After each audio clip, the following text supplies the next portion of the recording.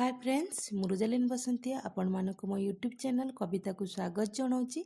आजिकार कवितार शीर्षक हेउची एही तो संसार। एही संसार रे मनुष्यर सबुठारु बड़ संपत्ति हेउची तार बुद्धि। बुद्धि हेउची दुई प्रकार रे, कुबुद्धि सुबुद्धि।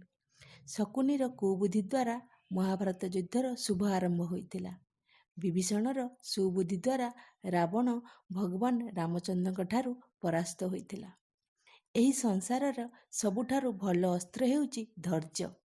मनीष निजर धैर्य शक्ति द्वारा सबु विपदरु निजको उद्धार करिथाए एवं निजर खराब परिस्थिति को संग्राम करिवार सत्साहस रखिथाए। एही संसारर सबुठारु भल औषधि हेउची विश्वास। जेउ संपर्क रे विश्वास बा भरोसा नाही सेही संपर्क रे माने भी किछि नाही। एही संसारर सबुठारु भल औषध हेउची हस। जीवनटा माने बंधु संग्राम। जीवनर तो दुख कष्ट निश्चय आसीबो। अधरारे केबे भी हसटी को फिका करिबा उचित नुहे। एही संसारर सबुठारु आश्चर्यकर कथा हला मृत्यु।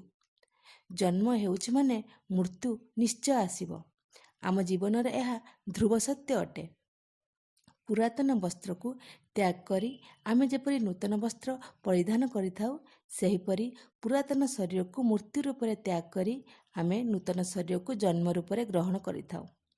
गोटिए सद्गुण को धरि रखिया को चलिबा खूब कष्टकर, किंतु गोटिए खराब गुण को प्रश्रय देले ताहा अति शीघ्र तार भाई बंधु कुटुंब को नहीं माड़ी आसीबो।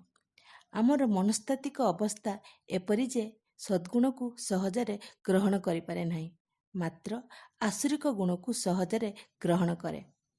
जुगर नीति नुहे, ये होची मनुष्यर प्रकृति। जुग अनुजाए मनुष्यर प्रकृति बदलुछि। आशा अच्छी फ्रेंड आपण मानकु मो निज हाथ लेखा कविता पसंद आसीथिबो। जदि आपण को पसंद आसिला ताहले वीडियो को लाइक करिवे, शेयर कमेंट करिवे, मो चैनल को सब्सक्राइब करिवे, बेल आइकन को दबाई दियंतु कारण मु जे नुआ वीडियो अपलोड करूची आपण पाखरे तार नोटिफिकेशन पहुंची पारिबो। धन्यवाद।